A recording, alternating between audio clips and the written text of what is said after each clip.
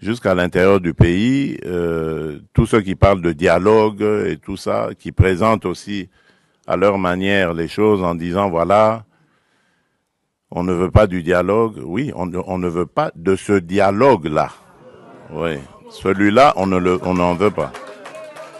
On veut d'un dialogue entre Congolais qui sont tous contre cette agression. La seule chose que je demande à ces gens qui veulent le dialogue, c'est d'abord de condamner l'agresseur, de le nommer clairement et de le condamner. Et là, alors, on va dire, ce sont des patriotes qui peuvent se mettre à nos côtés pour parler dialogue. On ne parle pas dialogue avec des émissaires des agresseurs, qui d'ailleurs, quand ils arrivent à la table des discussions, parlent que d'intérêt des agresseurs. Ils ne parlent pas d'intérêt des intérêts des Congolais. Il n'y a rien qui concerne les Congolais. Tout est tourné sur comment est-ce que on va. Alors ça, moi j'ai dit, ça n'arrivera plus. En tout cas, à moins qu'on me dégomme, on me tue. Mais tant que je serai vivant, ça n'arrivera pas. Ça n'arrivera pas parce que c'est à cause de ça que nous sommes toujours dans nos problèmes ici. Toutes ces farces qu'ils ont appelées dialogue et ceci, cela, qui se sont terminées par des brassages, des mixages, des unions nationales ou que sais-je encore. Et c'est tout ça qui a amené les problèmes que nous avons. Et donc moi j'ai dit plus jamais. Donc je veux bien qu'on discute des problèmes du pays parce que comme dans tous les autres pays, notre pays aussi a des problèmes. On peut en discuter, mais ça ne veut pas dire qu'il faut se terminer. Ça doit se terminer par des brassages, des mixages. On a introduit dans nos institutions des gens qui sont inféodés, des gens qui ont des nationalités douteuses, des choses comme ça. Ça c'est. Alors donc nous voulons la paix. Ça c'est très clair. Nous sommes les premiers à le dire depuis la guerre. Ni Perezida wa Repubulika Iharanira Demokarasi ya Kongo Felix Antoine Tshisekedi Tshilombo yongeye gusubiramo ko adateze kwemera ibiganiro by'abanyekongo imbere mu gihugu ngo hatabanje kumenyekana ndetse no kwamaganwa uwateje intambara mu burasirazuba bwa Repubulika Iharanira Demokarasi ya Kongo. Ni mu ijambo yavugiye mu Bubiligi imbere y'abanyekongo baba muri diaspora, Tshisekedi nk'uko watangiye ubikurikira yagize ati uretse niba rwose bazafata umwanzuro wo kunyica cyangwa se kumpuraho, ariko igihe cyose ngewe nzaba nkiri muzima, ibyo ngibyo ntabwo bizigera bibaho rwose na rimwe. Turashaka ibiganiro hagati y'abanyekongo bose bahuriye ku guhangana n'iyi ntambara yo kwigarurira igihugu cyacu. Icyo nsaba abo bavuga ko bashaka ibiganiro ni ukubanza kwerekana ko bamaganye mu buryo bwa nyabwo umuterankunga w'iyi ntambara ari we gihugu cy'u Rwanda. Ntituzicara rero ngo tuganire n'intumwa z'abanzi bacu, kuko icyo bo bashyize imbere muri ibyo biganiro nta kindi ni ugukomeza guharanira inyungu z'abo ngabo babohereje mu ntambara cyangwa se inyungu z'abanyamahanga. Ntibavuga ko ari abanyekongo, ahubwo bo bavuga ko barwanirira inyungu z'abanzi bacu. Ntabwo rero njye rwose nzigera nemera ibyo biganiro. Niba bashaka ibiganiro, niba banze bajye hariya bagaragaze ko umwanzi waduteye ko bamwamagana ndetse ko biteguye kumurwanya, hanyuma babone kugaruka bavuge ko bashaka kuganira nanjye. Naho rero bitabaye ibyo ngibyo, njye ntabwo nzigera nganira n'abo bantu.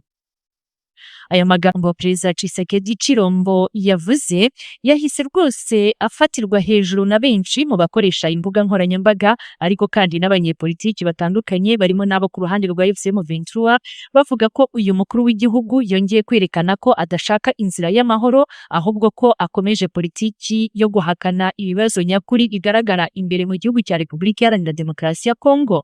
Umunyamabanga mukuru wa FCM23 akaba n'uhagarariye ibiganiro bya Doha Benjamin Mbonimpa yahise asubiza mu butumwa bukomeye cyane yanyujije ku rukuta rwa X, agaruka kuri aya magambo yavuzwe na Perezida Felix Antoine Tshisekedi Tshilombo. Yagize ati uyu noneho ni umuzimu pe, ni umuntu navuga ko ari umuzimu gusa, ntabwo akiri umuntu. Nta kindi ububiko bwe cyangwa se ibyo atekereza mu mutima we no mu mutwe we, nta kindi ni intambara.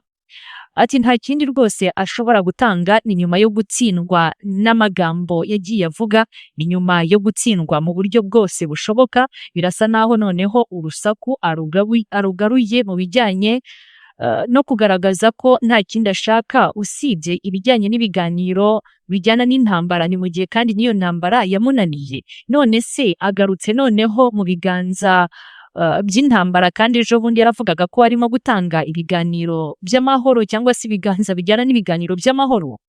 Uyu mugabo yabaye urugero rwose rubi mu mateka yose ya Repubulika Iharanira Demokarasi ya Kongo, ni ihurizo ryuzuye ry'amayobera pe.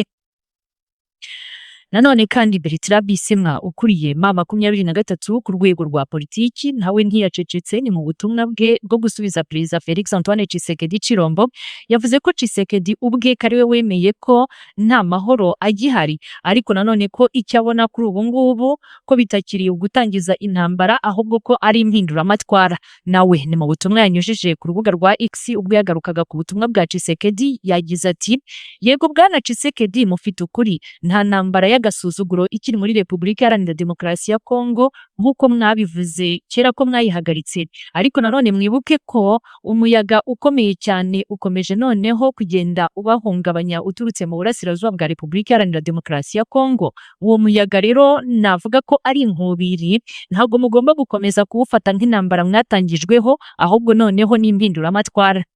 Aya magambo yombi aragaragaza ko M23 yatunguwe no kubona Tshisekedi akomeje kwirinda ibiganiro byimbitse hagati y'abanyekongo ubwabo, cyane cyane ni mu gihe ibiganiro bya Doha n'ibya Washington byose bigaragaza cyangwa se bisaba ko Tshisekedi yicarana nabo ba Corneille Nangaa, ba Joseph Kabila, abanyamadini ndetse n'abandi bose imbere mu gihugu bakaganira ku bibazo bitandukanye byugarije igihugu, ari nabyo byagaragajwe nk'intandaro y'iyi ntambara igaragara mu burasirazuba ndetse n'izindi zidashira.